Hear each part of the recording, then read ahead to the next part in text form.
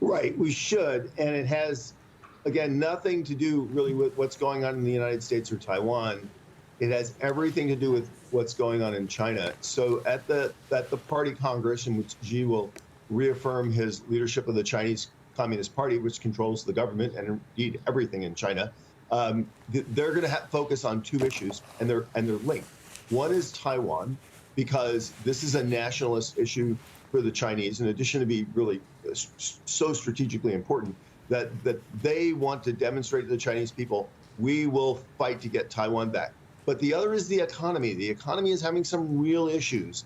We see what's going on in real estate, bankings, companies getting delisted, Chinese people being concerned about spending and hoarding more money in savings. So they want to be strong on the economy, and they want to explain to people that they're strong on Taiwan. So the real irony here is, if they actually did a military operation against Taiwan, if you look at all the economists' data, it would be devastating to the Chinese economy. So the one thing they really can't afford now is another massive shock to their economy. Mm-hmm. So they want to bluster about Taiwan, and they want to say, we'll fix the economy. That's the main message they're hearing. Ironically, they have a better message for their people in some ways that we have for ours. They're saying, we're going to protect stuff that we think is ours, and we're going to make the economy better. Well, Biden is basically saying, we're going to have an open border. Anybody can come here. And I'm not really interested in peace through strength or really defending our interests. Yeah, I think that President Biden is incapable of truly preparing the American people for what I would call financial wartime and sacrifice. That if you really want to take on China, you have to communicate to the American people, we're going to have to live with less, and we're going to need to hunker down. And China, in some way, is preparing for that. For the first time, I think, in 12 years, the amount of debt that China is holding, U.S. debt, has fallen below $1 trillion. That happened a few months ago. But if we will prepare for what would be an impending conflict, a financial, economic conflict with China, you need a leader to brace the American people for that. And Biden is not capable. Well, I actually think we can do like we did during the Cold War, which was we can confront an existential enemy and at the same time grow and strengthen and prosper. We just have to be smarter about it. We've been doing stupid risk assessment for over 2 decades now of being overly engaged and dependent on the Chinese economy, even as the risks that holds, that and understanding that China really does want a world without America, that we ignore that.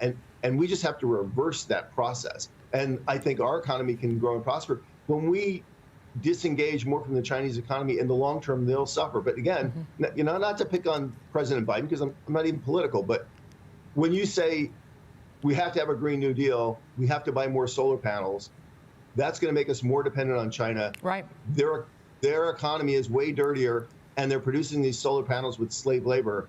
That's not the right way to get the American economy ready to compete over the long term. Right, and it's not, and you're right, to be fair, it's not just President Biden. In the last 20 so years, we've become a bailout nation, that if anything happens to anybody, any group, even like the semiconductor industry, they get welfare, they get a handout, they get a check. Yeah. And we can't do that if we're going to be financially sound and take on nations that want to destroy us, not maybe literally, but financially. And that's part of the problem. Like, look at the semiconductor bill. This is an industry that is high margin, rich industry, very lucrative, and that industry got in a boondoggle about $300 billion. It's absurd. That's a really strong point. And we're not going to compete with China by using China as an excuse to do political things and giveaways. The chip sets a really bad precedent of industrial policy that all you have to do is say, is China bad, and we'll write a massive check for somebody. And it doesn't get to the core issue of how do we compete better?